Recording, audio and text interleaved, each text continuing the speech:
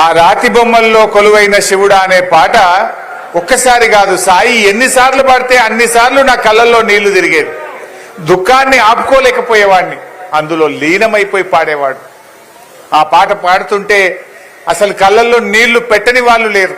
నేనైతే ఎన్నిసార్లు కళ్ళల్లో నీళ్లు పెట్టుకున్నాను.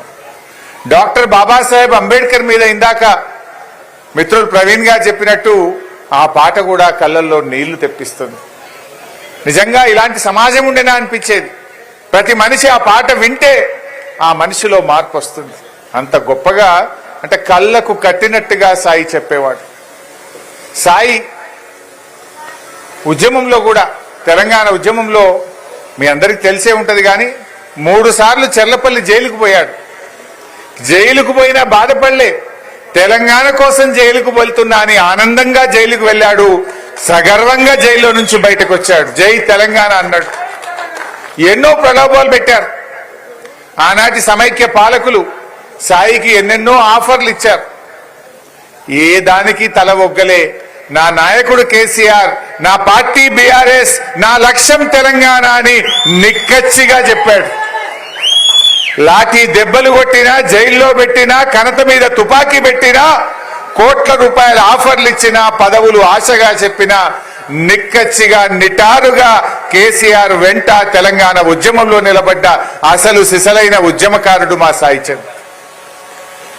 నిజంగా నాకు ఒక సోదరులాగా, ఒక తోబుట్టులాగా నేను సాయిని చూసుకునేవాడిని.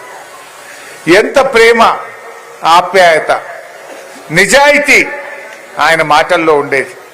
ఈ కాలంలో మనం చూస్తూ ఉంటాం, చాలా మంది తొందరగా మెట్లెక్కాలని, అధికారం కావాలని, పదవులు కావాలని, డబ్బులు కావాలని ఎన్నింటికో పార్టీలు మారుస్తుంటారు, రంగులు మారుస్తుంటారు. కానీ సాయి నిజాయితీగా ఒక ఉద్యమకారుడిగా పనిచేశాడు. నిజంగా ఈరోజు సాయి ఉండుంటే ఎంత బాధపడి ఉండేవాడు. జై తెలంగాణ అనే వ్యక్తి ఈ రాష్ట్రానికి ముఖ్యమంత్రి అయిందంటే సాయి గుండె ఎంత బాధపడేదో. ఒక్కనాడన్న జై తెలంగాణ అన్నాడు రేవంత్ రెడ్డి.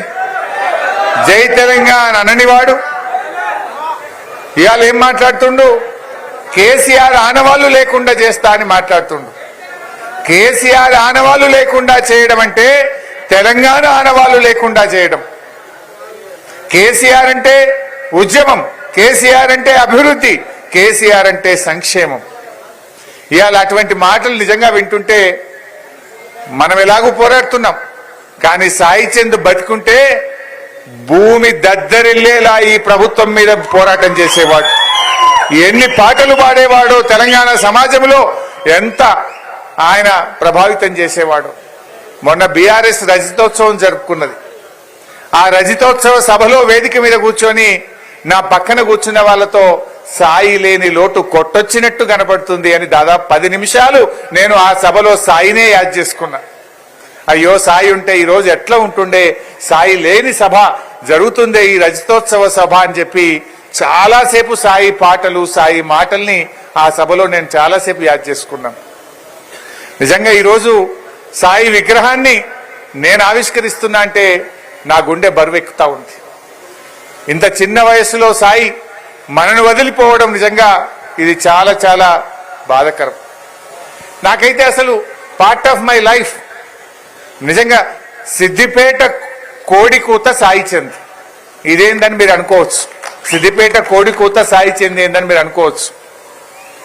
సిద్దిపేట ప్రజలు పొద్దున్నే నిద్రలేస్తారంటే సాయి చంద్ పాటతోనే ఈ రోజు కూడా నిద్రలేస్తారు.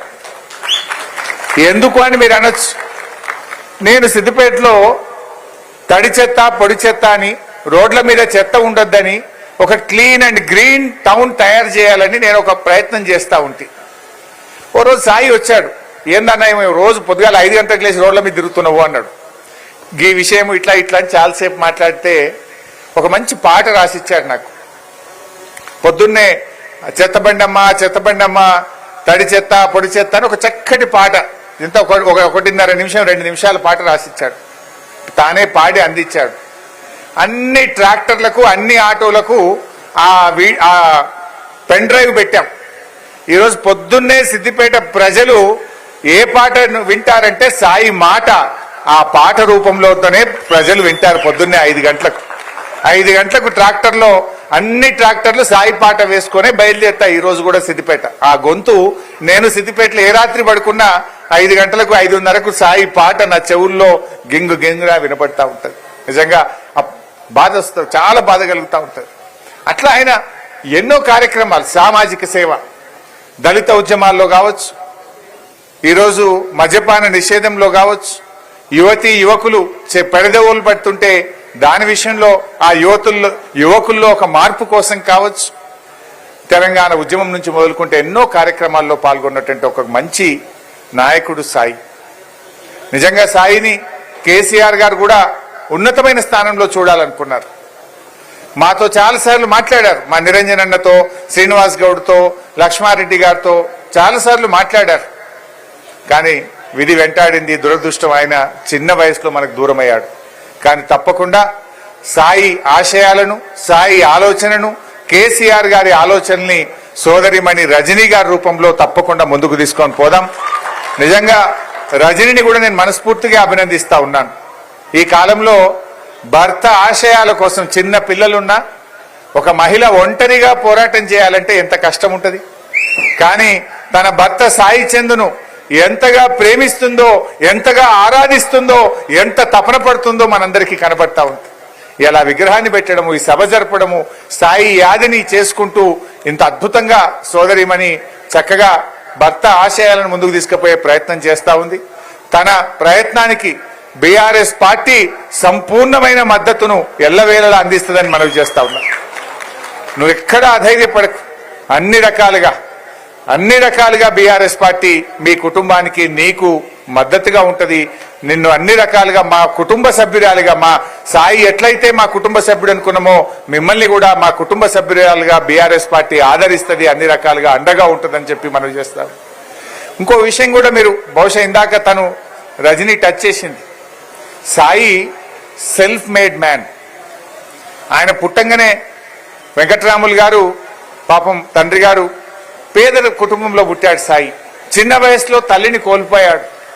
సాయి పైకొచ్చిందంటే కష్టాన్ని నమ్ముకున్నాడు. ఆయన కష్టంతోని పాట పుట్టగానే ఎవరికి రాదు, దానికోసం తపన పడ్డాడు, నేర్చుకున్నాడు, ఇంప్రూవ్ చేసుకున్నాడు, రోజు రోజుకు ఇంప్రూవ్ చేసుకున్నాడు. తన గలాన్ని పెంచిండు, తన పెన్నుకు పదను పెట్టిండు. ఎక్కువ చదువుకోకపోయినా కష్టంతోనే సాయి పైకొచ్చిండు. ఒక కళాకారుడికి ఇంత ప్రేమ దొరికిందంటే నిజంగా అది ఏ ఒక్కరికో దొరుకుతుంది తప్ప, కోట్లలో ఒకరికి దొరుకుతుంది తప్ప అది ఒక్క సాయికే సొంతమైంది. సాయి ఎన్నో కష్టాలు పడ్డాడు. కొన్ని సందర్భాల్లో నాకు కూడా చెప్పుకొని బాధపడ్డాడు.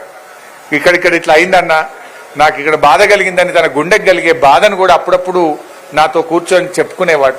తన బాధను కూడా పంచుకునేవాడు. కానీ గుండెలో ఎంత బాధ ఉన్నా లక్ష్యాన్ని వీడేవాడు కాదు. తన